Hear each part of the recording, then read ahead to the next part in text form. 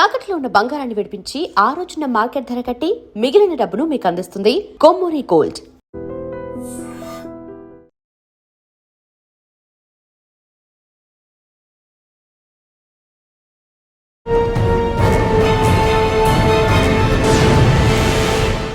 Welcome to I dream. ప్రస్తుతం మన కర్రెగుట్ల ఉన్నాం. గతంలో ఇది మావోయిస్టుల రాజ్యం, కానీ ప్రస్తుతం తెలంగాణ పోలీసు సామ్రాజ్యంగా మారుతుంది. కర్రెగుట్లపై రోడ్డు వేసిన తర్వాత తెలంగాణ డీజీపీ తన సిబ్బందితో పాటు ఫారెస్ట్ ఆఫీసులు తీసుకొని పైనుండి మనం చూస్తున్న హెలికాప్టర్, ఆ హెలికాప్టర్లో ప్రస్తుతం మరి కాసేపట్లో ల్యాండ్ అవుతారు. అంటే ఇక్కడ వేసిన రోడ్డు తెలంగాణ నుంచి డైరెక్ట్గా ఛత్తీస్గఢ్ సరిహద్దు వరకు వెళ్తుంది. దాదాపు 13 కిలోమీటర్ రోడ్డు ఇంతవరకు వేశారు. చుట్టూ బాంబుల మధ్యన రోడ్డు వేయడంటే సాహసత్వం కూడా పని. అయినా సరే తెలంగాణ పోలీసు సహకారంతో సిఆర్పిఎఫ్ 39 క్యాంప్ రోడ్డును పూర్తి చేసింది. ఇప్పుడు మనం చూస్తున్న హెలికాప్టర్లో, ప్రత్యేక హెలికాప్టర్లు హైదరాబాద్ నుంచి తెలంగాణ డీజీపీతో పాటు ఎస్ఐబి, అదేవిధంగా ఇంటెలిజెన్స్ బ్యూరో, వాళ్ళతో పాటు ఫారెస్ట్ ఆఫీసర్స్ అంటే పీసీసీ చీఫ్ కూడా మేడం కూడా వస్తున్నారు. వచ్చిన తర్వాత ఇక్కడ ల్యాండ్ అవుతారు. ల్యాండ్ అయిన తర్వాత ఇక్కడ రిసార్ట్ పెట్టడం చూస్తున్నారు. అంటే ఇక్కడ వీళ్ళందరూ రావడానికి ప్రధాన కారణం కర్రెగుట్ల అనేది మరికొన్ని రోజుల్లో టూరిస్ట్ హబ్గా మారుతుందని దాంట్లో ఎలాంటి సందేశం లేదు. వీళ్ళందరూ ఇక్కడికి వచ్చిన తర్వాత ఫారెస్ట్ ఆఫీసర్ చూసి ఇక్కడ రిసార్ట్స్, వాటర్ ఫాల్స్ పెట్టడం కాకుండా ఇలాంటి కార్యక్రమం పెడితే ఇంత బాగా వస్తుందనే విషయాన్ని ఇక్కడ సర్వే చేస్తున్నారు. ఇక్కడ వాచ్ టవర్ పెడుతున్నారు, అదేవిధంగా వ్యూ పాయింట్ కూడా పెడుతున్నారు. పెట్టిన తర్వాత మరికొన్ని రోజుల్లో ఇక్కడ టూరిస్ట్ హబ్ రెడీ అవుతుంది. రెడీ అయిన తర్వాత టూరిస్టులు అందరూ రావచ్చు అన్నది స్పష్టంగా తెలుస్తుంది. ఇప్పుడు ప్రత్యేక చాపర్లో డీజీపీ గారు, అదేవిధంగా ఎస్ఐబి చీఫ్తో పాటు ఇంటెలిజెన్స్, ఎడిషనల్ డీజీ ఇంటెలిజెన్స్, ఆయనతో పాటు చంద్రశేఖర్ రెడ్డి గారు, పిసిసి చీఫ్ మేడంతో పాటు మరికొన్ని ఆఫీసర్లు ల్యాండ్ అవుతున్నారు. ఇక్కడ ల్యాండ్ అయిన తర్వాత ఇక్కడ ఒక శంకుస్థాపన కార్యక్రమం చేపట్టి ఆయన తర్వాత ఇక్కడ ఐ క్యాంప్ పెడతారు. ఐ క్యాంప్తో పాటు పెట్టి అక్కడ డీజీపీ చౌదరెడ్డి గారు కేవలం మావోయిస్టులు ఏరివేతకైనా లేదు, ప్రజలకేం సంబంధం ఉందా, ఇది ప్రజలకు ఉపయోగం కాదు, కేవలం కార్పొరేట్ సంస్థలకు పనికొచ్చడానికి అని కొంతమంది విమర్శిస్తున్నారు. అలాంటి వాళ్ళకి మీరు ఇచ్చే సమాధానం? కార్పొరేట్ దానికి ఏమి సంబంధం లేదు, ఇది కేవలం ప్రజల కోసం ఇస్తున్నారు. అభివృద్ధికి దూరంగా ఉన్నారు వీళ్ళు, సంక్షేమ కార్యక్రమాలకు దూరంగా ఉన్నారు. సార్, రోడ్లు వేశారు, రోడ్లతో పాటు మీరు కొన్ని సంక్షేమ కార్యక్రమాలు చేస్తారు. ఆటో కొన్ని ఇవ్వడం, బుల్లెట్ ఇవ్వడం, బైక్ ఇవ్వడం కానీ, లేదా కొన్ని హోమ్ అప్లయన్స్ ఇవ్వడం, దాని వెనక ఉద్దేశం? రోడ్ ఇచ్చినంత మాత్రాన ఆ ట్రాన్స్పోర్టేషన్ పెరుగుతుందని చెప్పలేము. హెల్త్ ఫెసిలిటీస్ దూరంగా ఉన్నారు, జనరల్గా ఉండేటువంటి ఫెసిలిటీస్కి దూరంగా ఉన్నారు. వాళ్ళకు ఒక వెహికల్ ఇస్తే సార్, చాలామంది పార్టీ సెక్రటరీ వరకు మిగతా లొంగిపోయారు. ఇంకెంతమంది లొంగిపోయే అవకాశం? ఇంకా త్వరలో నేను అనుకుంటున్నాను ఒక 30-40 మంది వరకు వస్తారు. అందులో గణపతి కూడా ఉన్నాడు, ఆయన ఫార్మర్ జనరల్ సెక్రటరీ, ఆయన కోసం ప్రయత్నం చేస్తున్నారు. దేవ్జీ లాంటి వాళ్ళు అరెస్ట్ అంటున్నారు. అరెస్ట్ అంటే జైల్లో ఉండాలి కదా, బయట ఎందుకంటే ఆయనకు ఉన్నటువంటి సమస్యలు ఏమున్నాయో అది చెప్పలేం కదా. అంటే మరి అంత పెద్ద మంది సరెండర్ అయితే రావడం ఏంటి అని చెప్పి క్వశ్చన్ చేస్తాడేమన్న భయంతో అంటున్నాడు. అంటే మావోయిస్ట్ రహిత తెలంగాణ రాష్ట్రంగా ప్రకటించే అవకాశం 100% చెప్పారు. సో కాబట్టి ఇప్పుడు గట్టి గంట పదంగా చెప్పొచ్చు ఫారెస్ట్.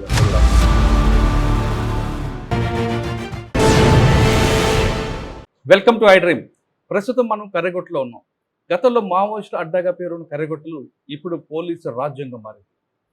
దాదాపు నెల రోజుల నుంచి తెలంగాణ పోలీసులు కర్రెగుట్ల పేరు వేసిన చాలా కార్యక్రమాలకి తెలంగాణ డీజీపీ గారు చౌదరెడ్డి గారు ఈరోజు తన సిబ్బందితో ల్యాండ్ అవ్వడం, అక్కడ ఎలాంటి కార్యక్రమాలు చేస్తే ఫ్యూచర్లో ఎలాంటి చేయాలి, కేవలం పోలీసు వరకే కాకుండా లా అండ్ ఆర్డర్ కాకుండా ఫారెస్ట్ డిపార్ట్మెంట్, అదే రెవెన్యూ డిపార్ట్మెంట్ సహకారంతో ఏంటువంటి డెవలప్మెంట్ చేయాలి విషయాన్ని డీజీపీ గారు, అదేవిధంగా పీసీసీ చీఫ్ గారు, రెవెన్యూ డిపార్ట్మెంట్ కలిపి చెక్ చేశారు. డీజీపీ గారు మనతో ఉన్నారు, ఆయన అడిగి చాలా క్లారిటీ ఇస్తున్నాం. సార్, నమస్తే అండి.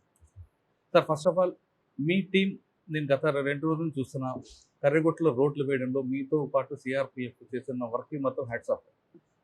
అసలు సమ్మర్ పీక్ స్టేజ్లో కూడా వాటర్ దొరకని ఏరియాలో కూడా కొండల టెరైన్ దాన్ని చూస్తే ఎవరు ఒక మనిషి కూడా పోలేని దీంట్లో మీ వాళ్ళు మధ్యాహ్నం రాత్రి సంబంధం లేకుండా కంటిన్యూ ఉన్నారు.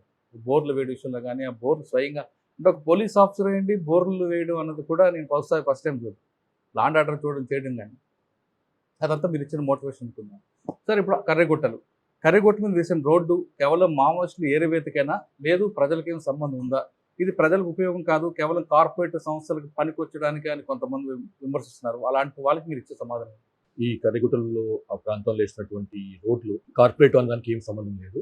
ఇది కేవలం ప్రజల కోసం ఇస్తున్న రోడ్లే. సమస్య ఏంటంటే ఇన్నాళ్ల పాటు నక్సలైట్లు, మావోయిస్టులు ఉండటానికి మెయిన్ కారణం అభివృద్ధికి దూరంగా ఉన్నారు వీళ్ళు, సంక్షేమ కార్యక్రమాలకు దూరంగా ఉన్నారు వీళ్ళు, అంటే ఆదివాసులు. అటువంటి టైంలో ఇప్పుడు మావోయిజం అంతం అయిపోయింది ఆల్మోస్ట్.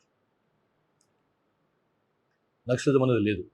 ఈ సమయంలో ఈ ఏరియాలో ఏ ఆదివాసుల కోసమైతే వాళ్ళు ప్రయత్నాలు చేసిందో, పోరాటం చేస్తామని చెప్పుకుంటున్నారో, ఏ అభివృద్ధి లేదని చెప్పి వాళ్ళు చెప్పుకుంటున్నారో, ఆ అభివృద్ధి కార్యక్రమాలు ఆ ఏరియాలోకి చూసుకుపోవాలంటే ముందు కావాల్సింది రోడ్ ఫార్మేషన్. ఎక్కడైనా కానీ అభివృద్ధి కావాలంటే ముందు కమ్యూనికేషన్ వ్యవస్థ, అంటే రోడ్ వ్యవస్థ ముఖ్యంగా ఏర్పాటు కావాలి, రోడ్ నెట్వర్క్ డెవలప్ కావాలి.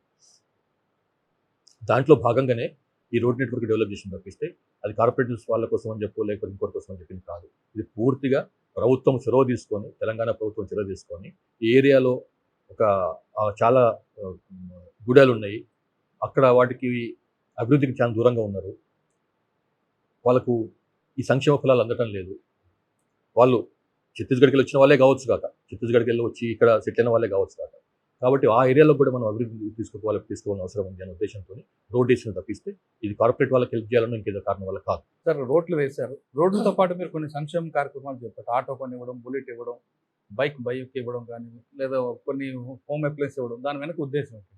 ఇప్పుడు రోడ్ నెట్వర్క్ ఇప్పుడే వచ్చింది. ఇప్పుడిప్పుడే రోడ్ ఇచ్చినంత మాత్రాన ఆ ట్రాన్స్పోర్టేషన్ పెరుగుతుందని చెప్పలేం. రెండో ఇష్యూ ఏంటంటే చాలా ఏళ్ళ నుంచి, దశాబ్దాల నుంచి వాళ్ళు ఆ గుట్టలలో వండుకుంటా హెల్త్ ఫెసిలిటీస్ దూరంగా ఉన్నారు. మామూలుగా ఉండేటువంటి జనరల్గా ఉండేటువంటి ఫెసిలిటీస్కి దూరంగా ఉన్నారు. కాబట్టి ఆ ముఖ్యంగా హెల్త్ సంబంధించి ఏమైనా ఎమర్జెన్సీ వస్తే ఆ గ్రామాల నుంచి వీళ్ళని తీసుకురావడం కష్టం. రోడ్ వచ్చింది కాబట్టి వాళ్ళకు ఒక వెహికల్ ఇస్తే, ముఖ్యంగా ఈ 3-వీలర్ లాంటి ఆటో రిక్షా లాంటి వెహికల్ ఇస్తే అందులో వాళ్ళు రావచ్చు. రెండోది, ఏమైనా సామాగ్రి కొనుక్కోవాలన్నా కానీ, దగ్గరలో ఉన్నటువంటి షాండీలో కానీ, అంగళ్ళల్లో కానీ మనం సామాన్ కొనుక్కోవాలనుకున్నా కానీ, లేకపోతే ఏమన్నా సౌదలు తెచ్చుకోవాలనుకున్నా కానీ, గ్రాసరీ తెచ్చుకోవాలనుకున్నా కానీ, కూరగాయలు అవసరం ఉన్నా కానీ వాళ్లకు ఇది బాగా పనికొస్తుంది. ఇంతకుముందు గుట్టలలో రోజుల తరబడి, గంటల తరబడి మార్నింగ్ బయలుదేరి ఈవినింగ్ చేరుకునే వాళ్ళు. అట్లా ఇప్పుడు 1-2 అవర్స్లో వచ్చేయచ్చు. సో ఆ కారణం వలన ఆ మొత్తం కమ్యూనిటీకి, ఒక వ్యక్తికి కాకుండా ఆ కమ్యూనిటీ మొత్తం, ఆ ఊరు మొత్తానికి, ఆ కమ్యూనిటీ మొత్తానికి ఆ ఆటోని ఇచ్చినాం. అట్లాగే ఆటోస్ కొన్నిసార్లు ఆటో కంటే ఎక్కువ కొన్ని 2-వీలర్ అవసరం ఉండొచ్చు, కొన్ని దానికి అర్జెంట్ కొనుక్కరావడానికి కానీ ఇంకేదైనా కాదు. అందుకోసం అని చెప్పి ఆ కమ్యూనిటీకి ఒక 2-వీలర్ కూడా ఇచ్చినాం అన్నమాట. ఆ ఉన్నటువంటి ఆ కమ్యూనిటీలో ఉన్నటువంటి వాళ్ళు, ఆదివాసీ కమ్యూనిటీలో ఉన్న ఆ గూడెంలో ఉన్న వాళ్ళు 2-3 డ్రైవింగ్ నేర్పించేసి, ఆటో నడపడానికి కానీ 2-వీలర్ నడపడానికి కానీ వాళ్ళకు లైసెన్స్ కూడా ఇప్పించేసి వాళ్ళతో ఈ పనులు చేసుకోవడానికి పనికొస్తున్న ఉద్దేశంతో చేయించడం అన్నమాట. కేవలం వెంకటాపురం లిమిట్స్ అయినా, లేదంటే మీకు ఇంకొక 3 బోర్డర్లు కనిపిస్తుంటాయి. చెర్ల వైపు తీసుకుంటే సుకుమా, ఇవన్నీ 3 ఎంట్రీస్ ఉన్నాయి. అక్కడ కూడా డెవలప్మెంట్ కార్యక్రమాలు చేశారు. ఉన్నాయండి. అక్కడ దీనికంటే కొంచెం బెటర్, అక్కడ ఆల్రెడీ కొంత బెటర్ ఉంది. బట్ స్టిల్ అక్కడ కూడా ఇప్పుడు స్టార్టింగ్ చేసినాం. ఇక్కడ దాన్ని అక్కడ ఎక్స్టెండ్ చేయాల్సిన అవసరం ఉంది. అక్కడ మెల్లమెల్లగా స్లోగా తప్పకుండా అది కూడా చేస్తాం. సార్, ఈ రోడ్ వేయడం వల్ల బీజాపూర్కి దాదాపు 40 కిలోమీటర్ తగ్గిపోతుంది, దానివల్ల కార్పొరేట్ వాళ్ళకి ఇంకా ఈజీ ఉంటుంది అని ఒక విమర్శ ఉంది. అది కరెక్ట్ కాదు. ఇది ప్రతి డెవలప్మెంట్ కనుక కూడా ఎప్పుడైనా కానీ చూడండి, తెలంగాణలో ఫర్ ఎగ్జాంపుల్ ఒక 30 ఏళ్ల కింద, 20 ఏళ్ల కింద ఎట్లుండే, ఇప్పుడు ఎట్లా ఉన్నది పరిస్థితి. రోడ్ నెట్వర్క్ వచ్చింది, కమ్యూనికేషన్ సిస్టమ్స్ పెరిగిపోయినాయి.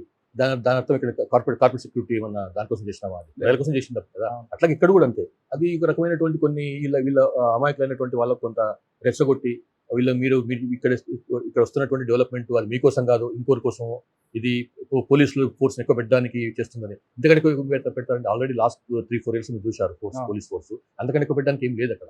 కాబట్టి అది సరైన వాదం కాదు. కేవలం లా అండ్ ఆర్డర్ ఇష్యూ కాకుండా ఎక్కువ టూరిజం డెవలప్మెంట్ కూడా పోలీస్ సహకరిస్తుంది అనేది ఉన్నదండి. చాలా స్కోప్ ఉంది ఇక్కడ డెవలప్ చేసుకోవడానికి. ఈకో టూరిజం కావచ్చు, లేకపోతే రెగ్యులర్ టూరిజం కావచ్చు. ఎందుకంటే చాలా చలమలు ఉన్నాయి, జలపాతాలు ఉన్నాయి, వాటర్ ఫాల్స్ ఉన్నాయి, ఇట్లా చాలా ఉన్నాయి. డెఫినెట్లీ దానికి సరే సమ్మర్లో కొంత సమస్య ఉంటుంది. బట్ సంవత్సరంలో ఒక 4-5 నెలలు తీసేస్తే మిగతా 7-8 months బ్రహ్మాండమైనటువంటి పచ్చదనం ఉంటుంది, వాటర్ ఫెసిలిటీ ఉంటుంది, చాలా చలమలు ఉంటాయి, వాటర్ ఫాల్స్ ఉంటాయి. కాబట్టి తర్వాత ట్రెక్కింగ్కి, హైకింగ్కి మంచి ఏరియా అది. కాబట్టి డెఫినెట్లీ టూరిజంకు, ఈకో టూరిజంకు అవకాశం ఉన్న ఏరియా ఇది. సార్, చాలా మంది పార్టీ సెక్రటరీ వరకు మిగతా లొంగిపోయారు. ఇంకెంతమంది లొంగిపోయే అవకాశం ఉంది? ఇంకా త్వరలో నేను అనుకుంటున్నాను 30-40 మంది వరకు వస్తారు. ఆల్రెడీ మాతో కాంటాక్ట్లో ఉన్నారు, త్వరలోనే వచ్చేస్తారు వాళ్ళు. ఇంకా తెలంగాణ నుంచి ఇంకా 6 మంది యూజీలో ఉన్నారు, వాళ్ళు కూడా ట్రై చేస్తున్న వాళ్ళ కోసమని కూడా. అందులో గణపతి కూడా ఉన్నాడు, ఆయన ఫార్మర్ జనరల్ సెక్రటరీ, ఆయన కోసం కూడా ప్రయత్నం చేస్తున్నాము. హోప్ఫుల్లీ వస్తుంది అనుకుంటున్నాము. ఇప్పటికే 2-3 సార్లు మనం కాల్స్ ఇచ్చినాము రమ్మని చెప్పి. ఇప్పుడు కూడా మరొకసారి మీ ద్వారా మరొకసారి పిలిపిస్తున్నాను. వచ్చి బయటకు వచ్చి ప్రభుత్వం ముందుకు వస్తే బాగుంటుంది. ఆయనకు కావాల్సినటువంటి సౌకర్యాలు, ఆయనకు హెల్త్ సంబంధించిన ఇష్యూస్ అవన్నీ కూడా విల్ టేక్ కేర్. సార్ మీరు లొంగిపోయిన అంటున్నారు, కానీ వాళ్ళు అరెస్ట్ అంటున్నారు, ఏది కరెక్ట్ అంటారు? దేవ్జీ లాంటి వాళ్ళు అరెస్ట్ అంటున్నారు. అరెస్ట్ అంటే జైల్లో ఉండాలి కదా, బయట ఎట్లుంటారు? జైల్లో లేరు కదా, మరి దాంతో అర్థమైపోతుంది కదా మీకు. అంటే ఆ రోజు సరెండర్ అన్నారు, తర్వాత మనం అరెస్ట్ అంటాడు ఎందుకంటే? ఎవరన్నారు? దేవ్జీ. అది ఆయన ఇష్టం, ఎందుకంటే ఆయనకు ఉన్నటువంటి సమస్యలు ఏమున్నాయో మనకి చెప్పలేం కదా. ఎందుకంటే మరి అంత పెద్ద మనిషి సరెండర్ అయితే రావడం ఏంది అని చెప్పి క్వశ్చన్ చేస్తారేమో, భయంతో అట్లా అంటున్నాడేమో. అంటే ఒకవేళ అరెస్ట్ అయితే ఆయనకి ఇవ్వాల్సిన రివార్డ్ రాదేమో. రాదు కదా మరి, కాబట్టి అరెస్ట్ కాదు. ఇచ్చినాం కదా, 25 lakhs తీసుకున్నారు కదా. సార్ మొత్తం 6 రాష్ట్రాల్లో ఉన్న పార్టీ క్రమేపీ తెలంగాణ, ఒకప్పుడు తెలంగాణకి అడ్డంగా ఉండేది, క్రమేపీ పూర్తిగా తెలంగాణ జీరో అయిపోయింది. అంటే మావోయిస్ట్ రహిత తెలంగాణ రాష్ట్రంగా ప్రకటించే అవకాశం 100% చెప్పొచ్చు. ఇప్పుడు మావోయిస్టులు ఇంతకుముందే కాదు, లాస్ట్ 15 years నుంచి 2010 తర్వాత మావోయిస్టులు తెలంగాణ వదిలిపెట్టిపోయింది. అయినప్పటికీ కూడా మొత్తానికి తెలంగాణ వదిలిపెట్టిపోతే ఇక్కడ పుట్టినగడ్డలో బాగుండని ఉద్దేశంతో అప్పుడప్పుడు వచ్చిపోయేవాళ్ళు. సంవత్సరంలో 1 నెల రోజులు 2 నెలల పాటు తిరిగేసేసి మేము ఉన్నాము అనే ప్రజలను సూచించుకోవడానికి వచ్చిపోయేవాళ్ళు. సో అట్లా కాబట్టి మనం పూర్తిగా మావోయిస్ట్ రహిత స్టేట్ అని చెప్పడానికి వీలు లేకుండా అప్పుడు. కానీ ఇప్పుడు 100% ఇప్పుడు తెలంగాణ స్టేట్ కమిటీ అనేది లేదు. తెలంగాణ స్టేట్ కమిటీలో పనిచేసినటువంటి ములుగు కమిటీలు కానీ, కొత్తగూడెం కమిటీ కానీ, భూపాలపల్లి కమిటీ కానీ, ఆసిఫాబాద్ కమిటీ కానీ, మంచిర్యాల కమిటీలు కానీ అవన్నీ కూడా క్లోజ్ అయిపోయినాయి. కాబట్టి ఇప్పుడు గంట పదంగా చెప్పొచ్చు, ఇది మావోయిస్ట్ రహిత రాష్ట్రం. సార్ మావోయిస్ట్ రహితంగా అంటూ ఉంది, కానీ ఈ సమస్య ఇంకో రూపంలో తిరిగే అవకాశం ఉందంటారు వేరే రకంగా? సరే, అది ఇంకా ఇప్పుడే రాదు అనుకోను. ఎందుకంటే అన్ని ప్రభుత్వాలు కూడా, ముఖ్యంగా రాష్ట్ర ప్రభుత్వం, కేంద్ర ప్రభుత్వాలు కూడా డెవలప్మెంట్ ప్లాంట్ మీద బాగా పెద్ద ఎత్తున పనిచేస్తున్నాయి కాబట్టి రాకూడదని అనుకుంటున్నాం. కానీ సమస్యలు ఎట్లా ఉంటాయి? ఇంత పెద్ద దేశం ఇది, 140 crores పాపులేషన్ ఉన్న దేశం ఇది. అందులో సమస్యలు తప్పకుండా ఉంటాయి.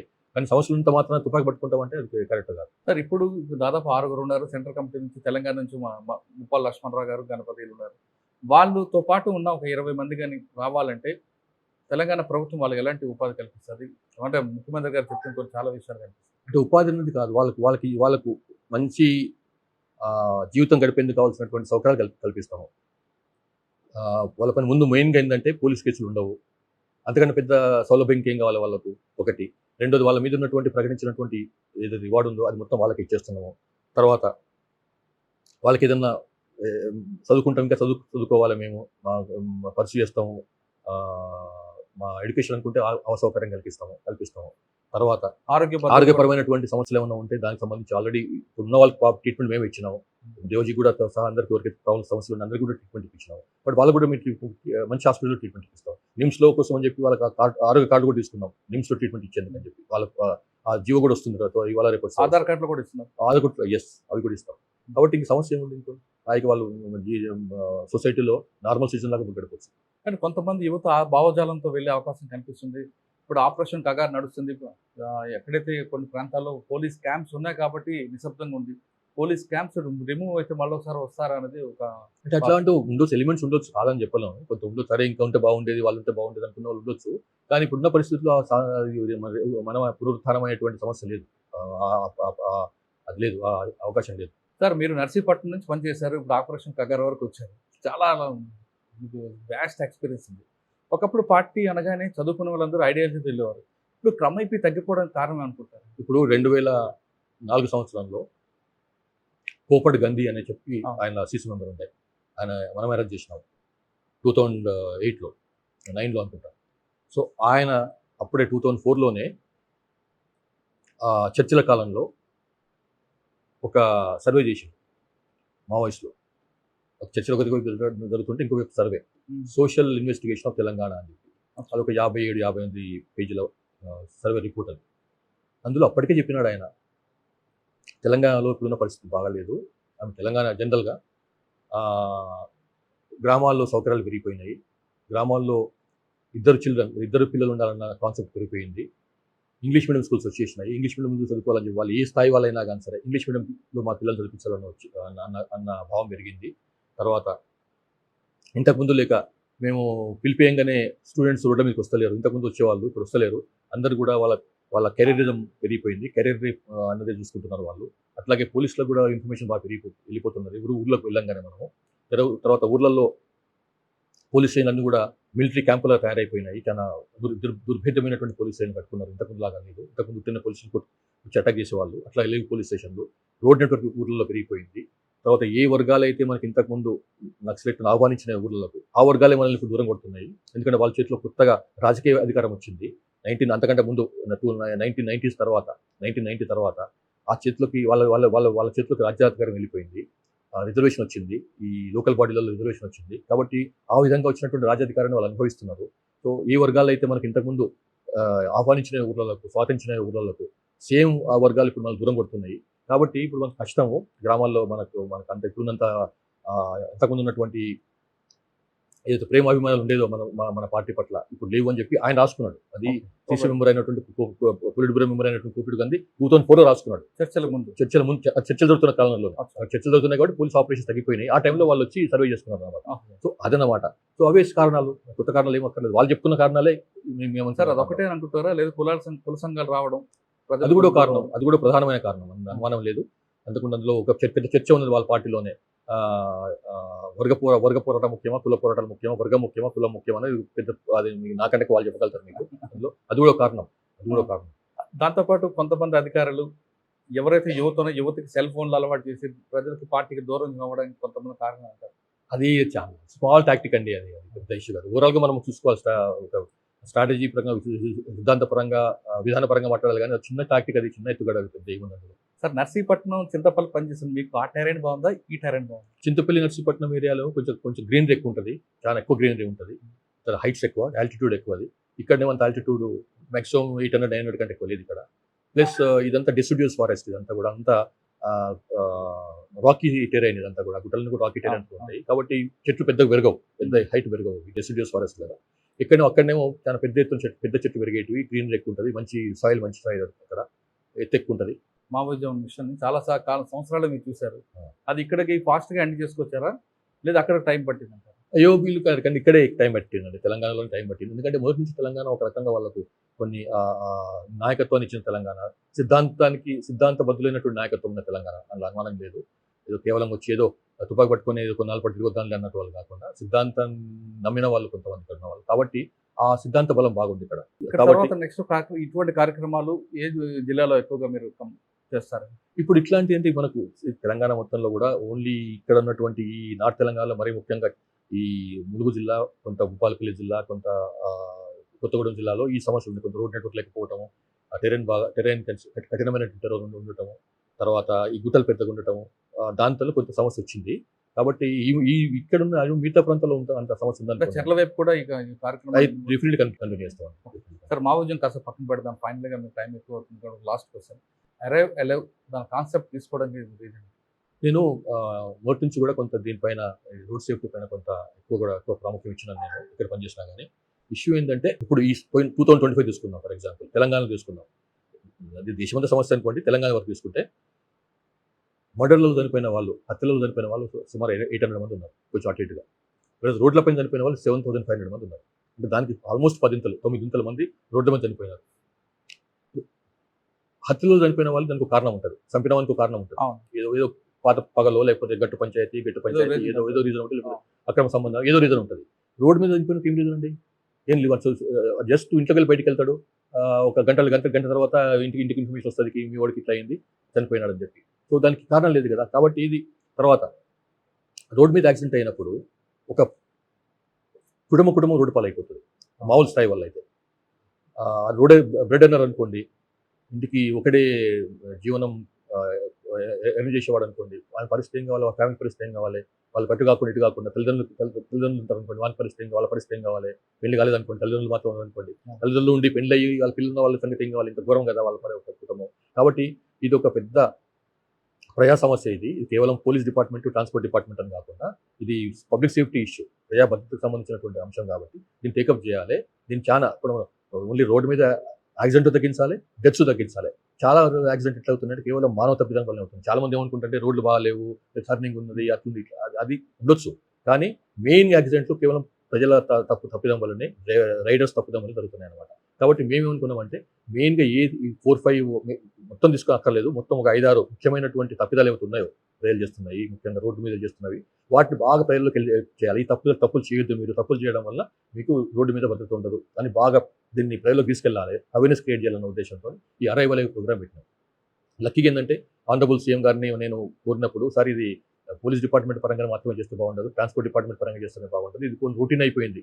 ఏదో నార్మల్గా ఒక బ్యానర్ పట్టుకొని స్కూల్ పిల్లల్ని తీసుకుని రోడ్ల మీద తిప్పడం, రోడ్డు భద్రత నియమాలు పాటించండి అని చెప్పడం, దానివల్ల ఏం భద్రత ఏం వాళ్ళు గెలవాలి కదా.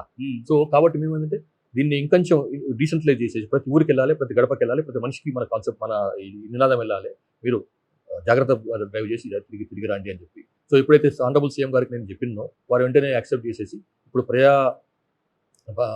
ప్రభుత్వం చేస్తున్నటువంటి ఈ ప్రజాపాలన ప్రగతి ప్రణాళిక ప్రోగ్రాంలు ఇది పెడదాము, ఒక వీక్ పార్ట్ దీన్ని పెడదాము, ఈ 13th నుంచి 18th వరకు పెడదామని వారు ఒప్పుకున్నారు.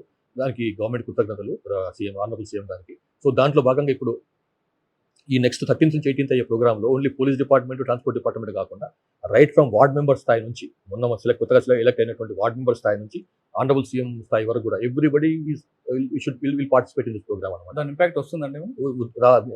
అట్లా ఇంపాక్ట్ వస్తుంది. ఎందుకంటే ఓన్లీ పోలీస్ డిపార్ట్మెంట్ చేస్తే ఏదో పోలీసుల కార్యక్రమం లేరా అన్నట్టు అనుకుంటుంది. అక్టోబర్ 27 చేస్తుంటే అలాగే ఉంటుంది.